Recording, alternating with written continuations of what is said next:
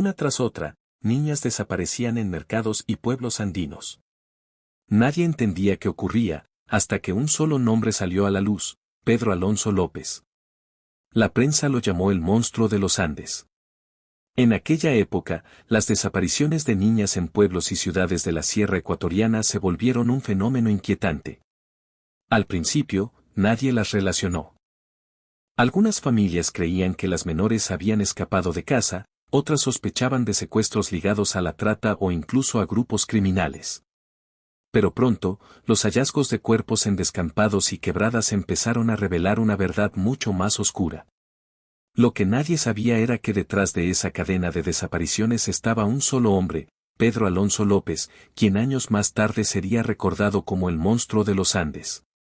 El contexto social jugaba a su favor. Ecuador, al igual que Colombia y Perú, atravesaba una época de pobreza, desigualdad y crisis institucional. En barrios humildes y comunidades rurales, las niñas solían salir solas a vender dulces, ayudar en el mercado o hacer mandados. Esa vulnerabilidad fue el escenario perfecto para un depredador meticuloso. El patrón se repetía con frialdad matemática. Un hombre de apariencia tranquila, de mediana estatura y hablar suave, se acercaba a las menores en mercados y calles concurridas. Les ofrecía dinero o pequeños regalos, a veces ropa, a veces una promesa de trabajo. Inspiraba confianza con gestos simples, como una sonrisa amable o una palabra cariñosa. Una vez que lograba que lo siguieran, las llevaba a las afueras de la ciudad. Allí, en terrenos baldíos o quebradas solitarias, revelaba su verdadera naturaleza. Los cuerpos aparecían días después, en estado lamentable, con señales claras de violencia. Siempre eran niñas entre 8 y 12 años, siempre en condiciones similares. Las autoridades locales, sin embargo, no supieron conectar los casos. Cada hallazgo era archivado como un crimen aislado, sin imaginar que se trataba de una serie macabra. Las familias de las víctimas, en su mayoría humildes, no tenían la fuerza ni los recursos para exigir respuestas. Sus voces se apagaban en el ruido de la vida diaria. Y así, el monstruo siguió actuando sin levantar sospechas, moviéndose de un pueblo a otro, dejando tras de sí una estela de dolor invisible para muchos. Los rumores comenzaron a crecer. En los mercados se hablaba de un hombre extraño que rondaba a las niñas. Las madres empezaron a prohibir a sus hijas salir solas. Algunas comunidades organizaron rondas de vigilancia improvisadas. Pero la amenaza era invisible, un depredador humano que se mezclaba entre la multitud y desaparecía con sus víctimas sin dejar rastro. Con el tiempo, los números se hicieron imposibles de ocultar. En menos de 3 años, más de 100 niñas desaparecieron en Ecuador bajo circunstancias similares. La prensa comenzó a hablar de un posible asesino serial, un término poco usado en América Latina en ese momento. Los titulares estremecían: el misterio de las niñas perdidas, crímenes en serie sacuden a la sierra. Pero el alcance del horror no se limitaba a un solo país. Mientras la policía ecuatoriana intentaba comprender lo que ocurría, el rastro de Pedro Alonso López se extendía también a Colombia y Perú. Allí, desde años atrás, ya había dejado un rastro de desapariciones y muertes que apenas ahora comenzaban a ser reconocidas como parte de un mismo patrón. El continente entero estaba frente a uno de los asesinos seriales más prolíficos de la historia, aunque aún no lo sabía. El hombre que pronto sería conocido como el monstruo de los Andes apenas estaba mostrando el inicio de su verdadera magnitud. Cada monstruo tiene un origen, y en el caso de Pedro Alonso López, ese origen estuvo marcado por la miseria, la violencia y la ausencia de todo afecto. Nació en Tolima, Colombia, en 1948, en una familia campesina pobre. Fue el séptimo de 3 hermanos. Su madre, Benilda López, era una mujer estricta que lo crió sola después de que su padre muriera en la violencia partidista que azotaba al país. La guerra entre liberales y conservadores había dejado miles de muertos, y Pedro creció en medio de ese caos. Su infancia fue todo menos normal.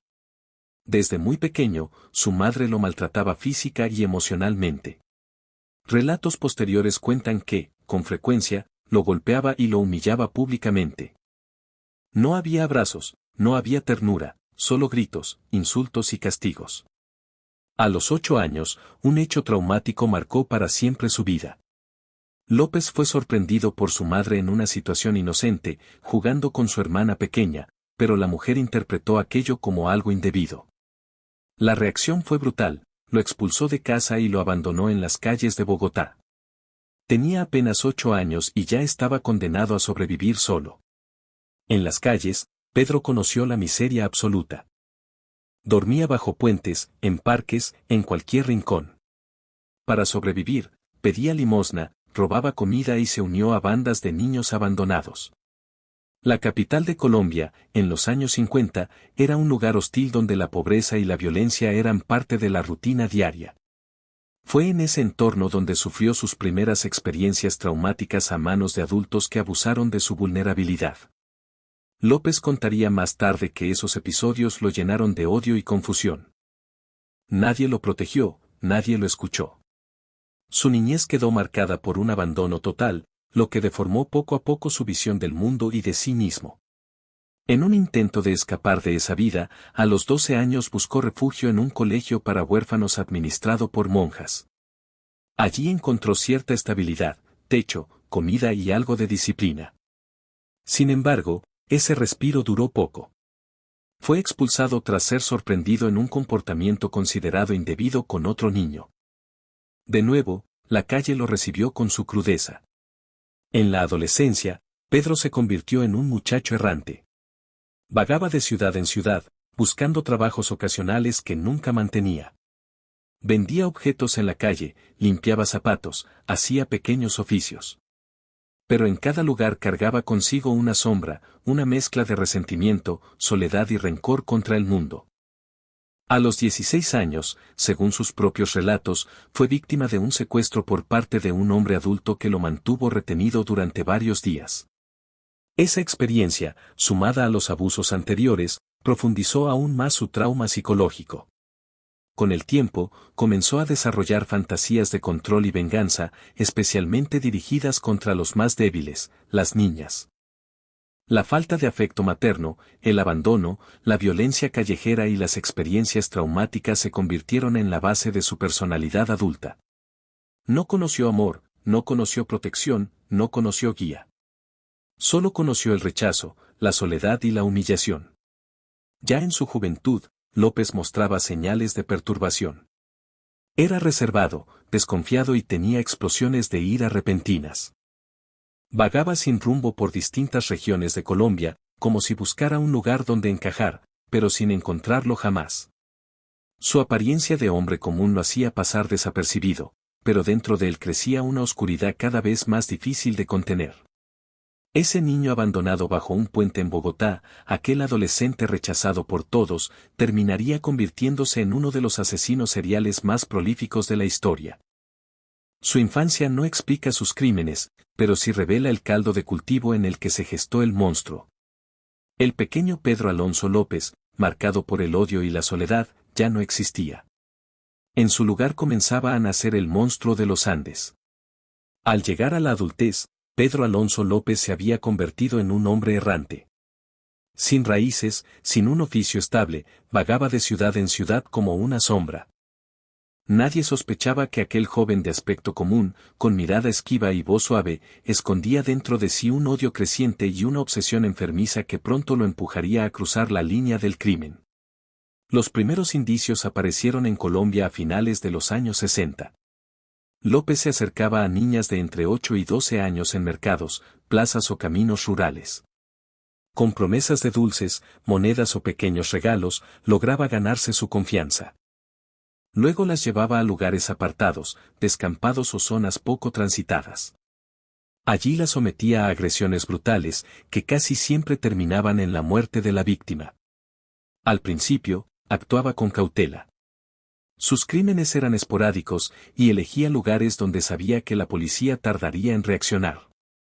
Muchas de las niñas que desaparecían pertenecían a familias pobres, cuyos reclamos rara vez recibían atención mediática. Esa invisibilidad social fue su primera protección. En 1969, López fue detenido por primera vez en Bogotá tras ser sorprendido en un intento de ataque. Fue enviado a prisión, donde pasó algunos años. Pero el encierro no lo corrigió, al contrario, lo endureció aún más. Dentro de la cárcel, según sus propios testimonios, fue agredido en varias ocasiones por otros reclusos. Ese resentimiento se convirtió en combustible para su sed de venganza. Al salir en libertad a mediados de los años 70, Pedro ya no era solo un hombre con impulsos oscuros, era un depredador decidido. Comenzó a trasladarse por distintos departamentos de Colombia, repitiendo su método una y otra vez. Cada crimen lo volvía más audaz, más frío, más calculador. Las desapariciones empezaron a multiplicarse. Los cuerpos de algunas niñas eran encontrados en descampados, con signos evidentes de violencia. Sin embargo, las autoridades no lograban establecer un patrón. Cada caso era archivado como un crimen aislado, en un país donde la violencia cotidiana producía miles de víctimas al año. Fue entonces cuando López tomó una decisión que marcaría el rumbo de su carrera criminal: salir de Colombia. Sabía que tarde o temprano podría ser reconocido y arrestado, así que cruzó la frontera hacia Ecuador. Allí encontró un terreno aún más fértil para sus actos: pueblos pequeños, mercados rurales llenos de niñas trabajadoras y una policía con escasos recursos para investigar desapariciones. En Ambato, Riobamba y otras ciudades ecuatorianas, el monstruo empezó a moverse con facilidad. Siempre con el mismo patrón: buscaba niñas pobres, muchas de ellas indígenas que ayudaban a sus familias en los mercados. Las convencía con promesas de trabajo o pequeños regalos, y las alejaba de las multitudes. Días después, los cuerpos aparecían abandonados en quebradas y potreros. Las familias lloraban en silencio.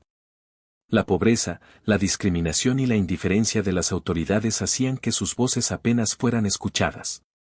Los medios locales mencionaban las desapariciones como notas menores. Nadie sospechaba que detrás de cada caso estaba un mismo hombre, viajando de ciudad en ciudad, siempre con el mismo método. Fue en Ecuador donde López perfeccionó su rutina criminal. Según sus confesiones posteriores, solía recorrer los mercados observando a las niñas durante horas. Seleccionaba a su víctima con calma, la seguía discretamente, esperaba el momento adecuado y entonces hacía su movimiento. Era un cazador en toda regla. Durante este periodo, entre 1975 y 1978, se calcula que Pedro Alonso López pudo haber dado muerte a más de 50 niñas en Ecuador. Era solo el inicio. El monstruo había encontrado en la vulnerabilidad de los más pequeños un escenario perfecto para desplegar su crueldad. Lo más perturbador era su aparente normalidad.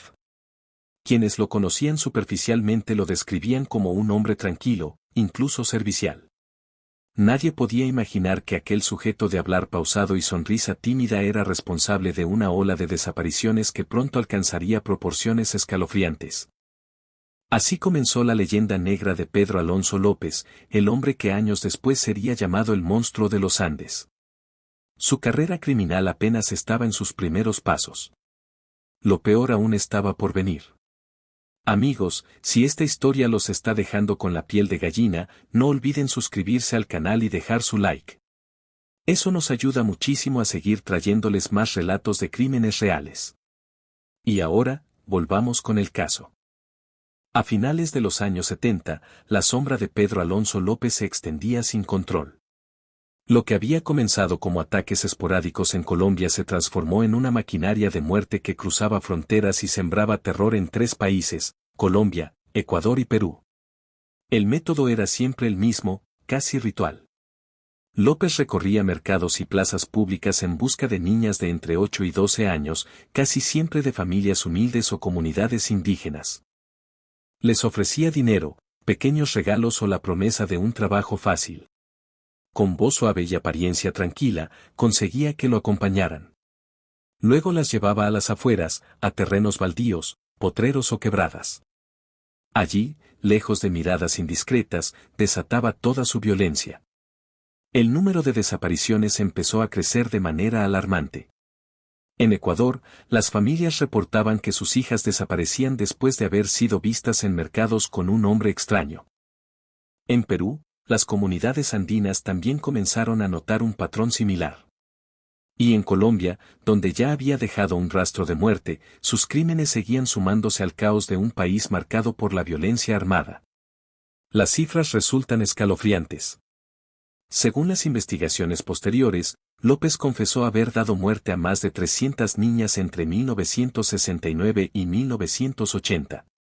De ellas, más de 100 en Ecuador, alrededor de 100 en Colombia y al menos 80 en Perú. Su actividad fue tan extensa que se convirtió en uno de los asesinos seriales más prolíficos de la historia mundial. Lo más perturbador era la facilidad con la que actuaba. Se desplazaba constantemente de una ciudad a otra, cambiaba de nombre, de ropa y de apariencia. Nunca permanecía mucho tiempo en el mismo lugar. Para la policía, sus crímenes eran invisibles, cada desaparición parecía un caso aislado. La falta de coordinación entre los tres países le permitió moverse con total libertad durante años. Las familias, en su mayoría pobres y sin recursos, encontraban poca atención de las autoridades. Muchas eran comunidades indígenas cuyas denuncias rara vez eran tomadas en serio. Esta indiferencia institucional se convirtió en el aliado más poderoso de López. Mientras tanto, el monstruo perfeccionaba su estrategia. Observaba a sus víctimas durante horas antes de acercarse. Elegía lugares apartados con precisión, asegurándose de que nadie pudiera interrumpirlo. Y después de cada crimen, desaparecía por completo, como si se lo hubiera tragado la tierra. La prensa local apenas comenzaba a dar tímidos reportes, niñas desaparecidas en Ambato, cuerpos hallados en una quebrada. Pero aún no se entendía que detrás de esos titulares dispersos había un mismo responsable. La magnitud del horror estaba oculta tras la falta de información y la indiferencia social. Con el paso del tiempo, sin embargo, las desapariciones se volvieron imposibles de ignorar.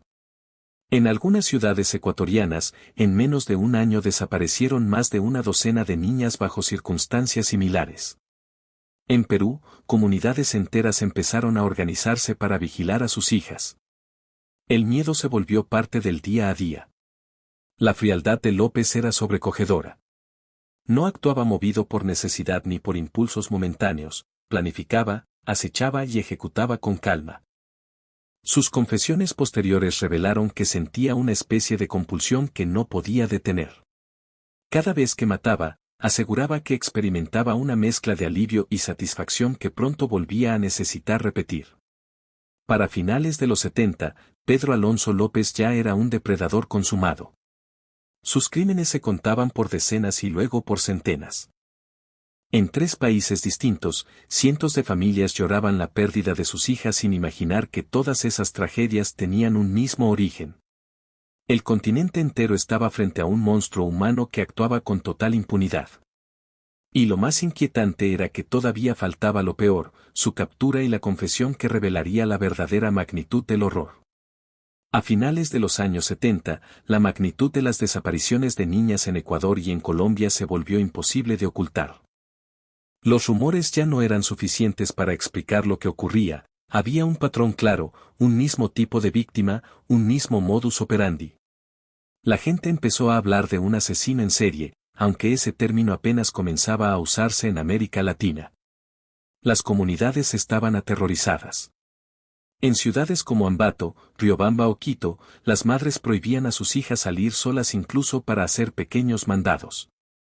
Los mercados, que antes eran espacios bulliciosos, se llenaron de miedo. Cada vez que un hombre desconocido se acercaba a una niña, los gritos de alerta se multiplicaban. La indignación social creció rápidamente. La Iglesia Católica, con enorme influencia en la región, denunció públicamente que algo terrible estaba ocurriendo con las niñas. Organizaciones comunitarias comenzaron a exigir que la policía investigara las desapariciones de manera más seria. Por primera vez, la presión popular obligaba a las autoridades a actuar.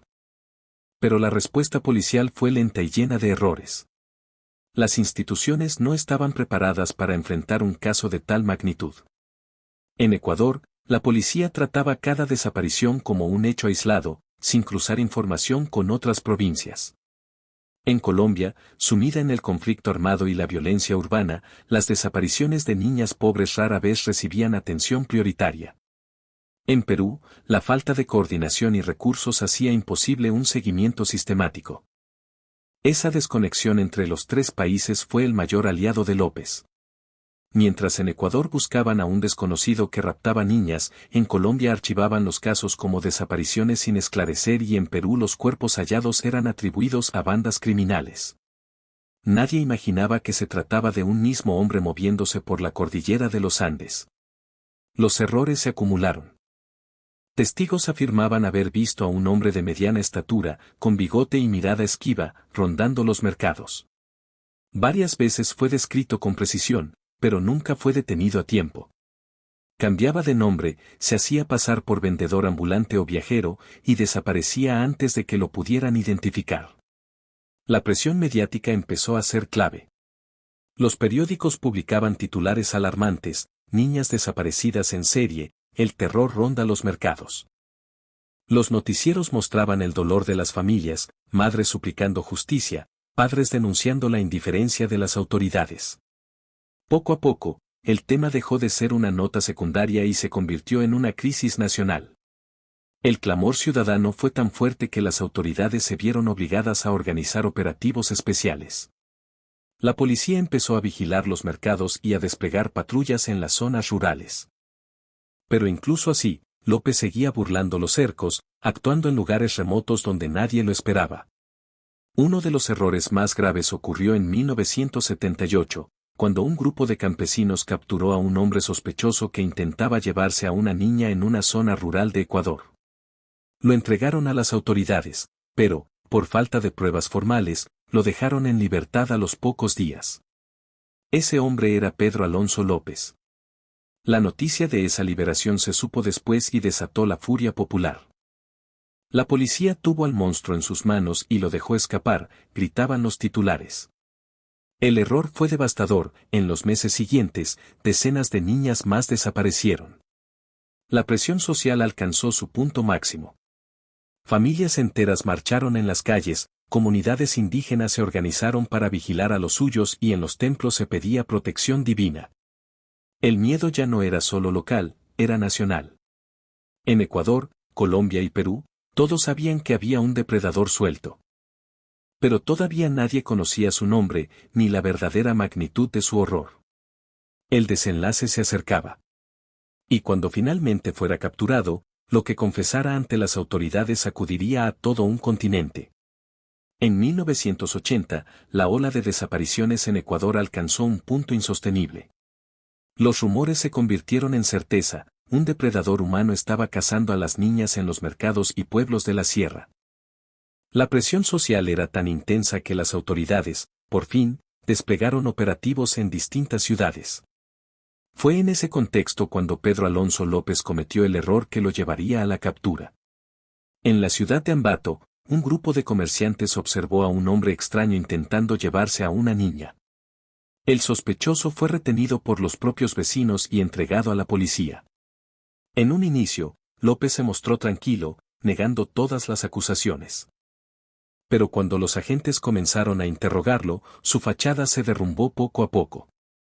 Lo que ocurrió después dejó a todos en estado de shock. Ante la presión de los investigadores y con un aire de aparente alivio, Pedro Alonso López empezó a hablar. Sus palabras cayeron como un rayo: confesó haber dado muerte a más de 300 niñas en Colombia, Ecuador y Perú. Las autoridades no podían creerlo. Pensaron que exageraba, que se trataba de una mentira imposible. Pero cuando lo llevaron a distintos lugares que él mismo indicó, hallaron restos humanos en cada sitio. López los guiaba con precisión: cañaduzales, quebradas, potreros. Allí estaban los cuerpos, enterrados de manera superficial, tal como lo había descrito. La magnitud del horror era inimaginable. Nunca antes en la historia de América Latina se había registrado un asesino serial con semejante número de víctimas. Los investigadores estaban aterrados. No se trataba de un criminal común, sino de un depredador meticuloso que había actuado durante más de una década sin ser detenido. La prensa bautizó el caso como el del monstruo de los Andes. Los titulares inundaron los diarios: confiesa 300 asesinatos, el monstruo de Ambato. La noticia cruzó fronteras y llegó a todo el continente. Ecuador, Colombia y Perú, países ya heridos por la violencia y la pobreza, se enfrentaban ahora a la revelación de un asesino sin precedentes. Durante los interrogatorios, López mostró una frialdad escalofriante. Relataba los crímenes sin mostrar arrepentimiento, como si estuviera describiendo rutinas diarias. Decía que no podía detenerse, que una fuerza irresistible lo empujaba a repetir sus actos una y otra vez. Hablaba de su infancia traumática, de la falta de amor materno, como si buscara justificar lo injustificable. Lo más perturbador era que, mientras confesaba, parecía sentir cierto orgullo por la magnitud de sus crímenes. Se autodenominaba el mayor asesino serial del mundo, como si su número de víctimas fuera un trofeo. Esa actitud enfurecía a los investigadores y horrorizaba a la opinión pública. Con cada confesión, el dolor de las familias aumentaba. Muchas madres viajaban desde pueblos lejanos para preguntar si sus hijas estaban entre las víctimas identificadas. Las morgues se llenaron de restos sin nombre y la tarea de reconocimiento se volvió interminable. El arresto de Pedro Alonso López fue el clímax de una pesadilla que había durado más de 10 años. El monstruo ya no estaba suelto, pero las heridas que dejó eran demasiado profundas. Colombia, Ecuador y Perú descubrieron que habían sido escenario del accionar de un solo hombre que, con su apariencia común y su voz tranquila, había ocultado a uno de los depredadores más letales de la historia humana. El caso ahora pasaba a los tribunales. Y lo que ocurriría después desataría un escándalo aún mayor, la sentencia y las consecuencias legales que dejarían al continente en estado de incredulidad. Tras su arresto en 1980, Pedro Alonso López fue sometido a un proceso judicial que reveló los vacíos más profundos de los sistemas de justicia en América Latina. Había confesado más de 300 crímenes contra niñas en Colombia, Ecuador y Perú. Había guiado a las autoridades hasta fosas y descampados donde se hallaron restos humanos. Y sin embargo, la magnitud de sus actos no se reflejó en la condena que recibió. En Ecuador, donde fue detenido, López fue declarado culpable de múltiples homicidios. La sociedad esperaba una condena ejemplar, pero la legislación ecuatoriana de la época limitaba las penas máximas a 16 años de prisión. Así, uno de los asesinos seriales más prolíficos de la historia mundial recibió una sentencia que resultaba irrisoria frente al horror que había causado. El escándalo fue inmediato. Las familias de las víctimas protestaron en las calles, la prensa denunció la injusticia histórica y la comunidad internacional quedó atónita. ¿Cómo era posible que un hombre responsable de centenares de muertes pudiera recibir apenas 16 años de cárcel? López fue recluido en la cárcel de Ambato. Allí, lejos de mostrar arrepentimiento, se comportaba con calma y cierta arrogancia. Quienes lo entrevistaron aseguran que se veía a sí mismo como una figura especial, casi como un personaje destinado a ser recordado por la magnitud de sus crímenes.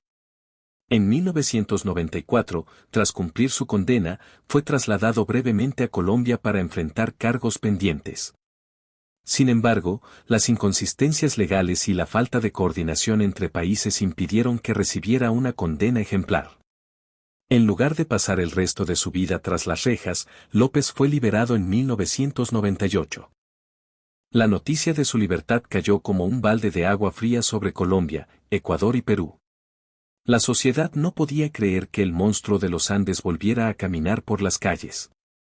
La indignación fue absoluta. Marchas, titulares y debates exigían reformas legales para evitar que algo semejante se repitiera. Lo más inquietante es que, desde entonces, su paradero se volvió un misterio. Algunas versiones aseguran que fue arrestado nuevamente en Colombia por un caso menor, pero nunca se confirmó oficialmente. Otros sostienen que fue liberado y que vivió oculto en alguna región del país. Lo cierto es que, hasta hoy, no existe una certeza absoluta sobre dónde terminó sus días. La posibilidad de que un asesino serial con semejante historial hubiera quedado en libertad generó un miedo que todavía persiste. En las comunidades que sufrieron sus crímenes, el nombre de Pedro Alonso López sigue siendo sinónimo de horror. Más allá de su destino final, su historia dejó varias lecciones dolorosas.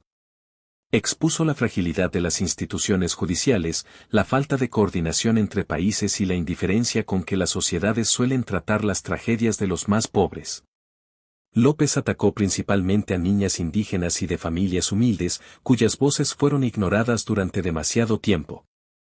Esa invisibilidad fue el terreno fértil en el que pudo actuar impunemente durante más de una década.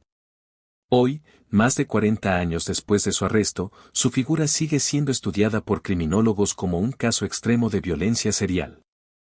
No por glorificarlo, sino para entender cómo un hombre común pudo convertirse en el responsable de una de las mayores matanzas de la historia moderna. La leyenda del monstruo de los Andes es un recordatorio brutal: la maldad puede esconderse en un rostro corriente, en un hombre que camina por los mercados como cualquier otro. Y también es una advertencia de lo que ocurre cuando la justicia falla y permite que un depredador actúe sin freno. Pedro Alonso López, el hombre que confesó haber arrebatado la vida de más de 300 niñas, sigue siendo hasta hoy una herida abierta en la memoria de América Latina. Claqueta, gracias por acompañarme hasta el final de esta historia. Si quieres más documentales sobre crímenes reales, no olvides suscribirte al canal, dejar tu like y activar la campanita. Tu apoyo nos permite seguir trayendo relatos que no deben caer en el olvido.